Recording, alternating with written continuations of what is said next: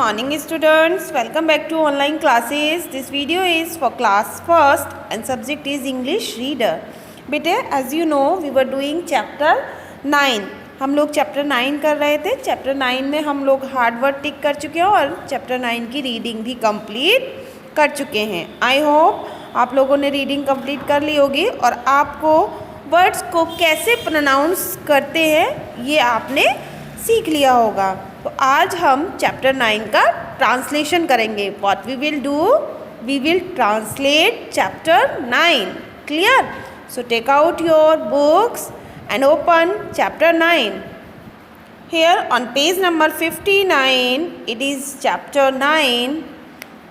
The chapter 9 name is animal parade. What is the name of chapter 9? Animal parade. Today we will translate this chapter. Reading हम लोग कर चुके हैं, आज हम इसको ट्रांसलेट करेंगे. सो बेटा listen to me very carefully and the word which I am going to translate you just put finger on that word. मैं जैसे रीड करूँगी, जिस वर्ड को ट्रांसलेट करती हूँ आप उसे ध्यान से सुनेंगे और आप उसके ऊपर फिंगर रख के रखेंगे ताकि आपको पता चले इस वर्ड का प्रोनाउंसिएशन और हिंदी मीनिंग क्या होता है. क्लियर बेटे? Okay, let's start. Elephants marching one by one. One runs to have some fun. The others go marching away. The others go marching away. Hooray, hooray, hooray, hooray. तो elephant marching one by one. Elephants means हाथी, marching means बेटा एक चाल में आगे बढ़ना.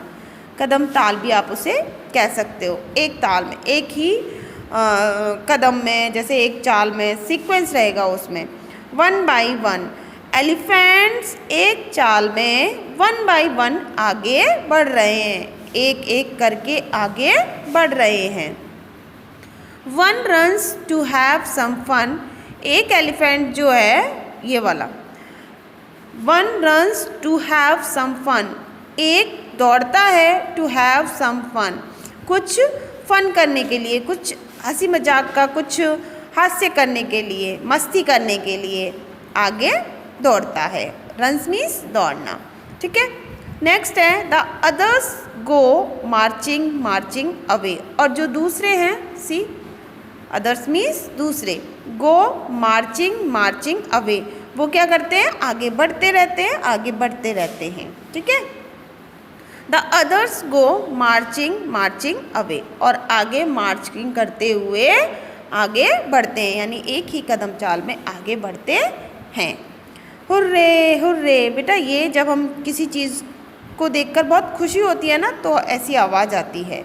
ये जो मार्क्स है ये मार्क ऑफ एक्सक्लेमेशन है, हमारी फीलिंग्स को शो करता. हुर्रे, खुश होते हैं ना, हुर्रे यानी बहुत खुशी की बात है.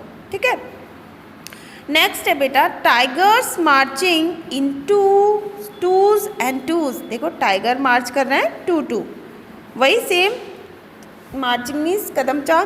तो tigers marching in twos and twos.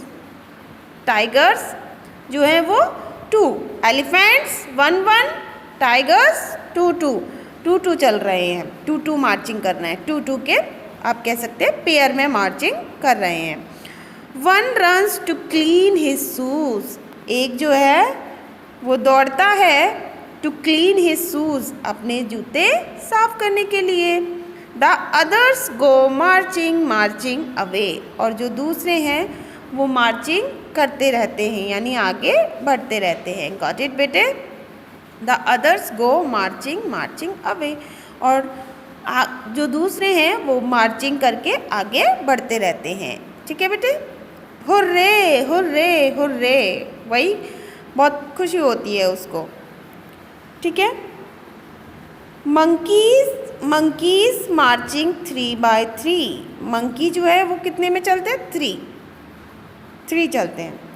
Monkey 3 के पेयर में मार्चिंग कर रहे हैं, 3 में 3 मार्चिंग कर रहे हैं.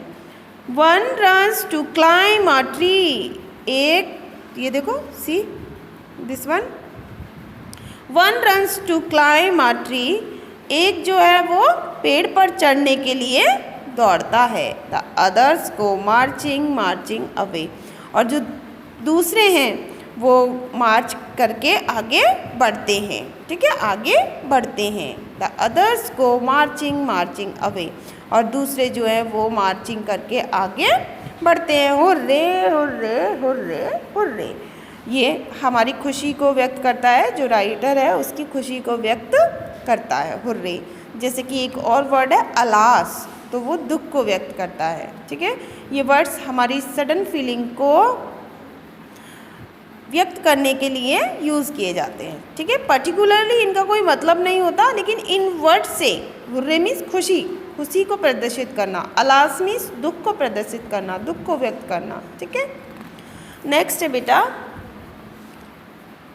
The 3 little animals. जो 3 छोटे जानवर हैं, लाफ एंड प्ले, हंसते हैं और खेलते हैं। लाफ एंड प्ले, हंसते हैं और खेलते हैं।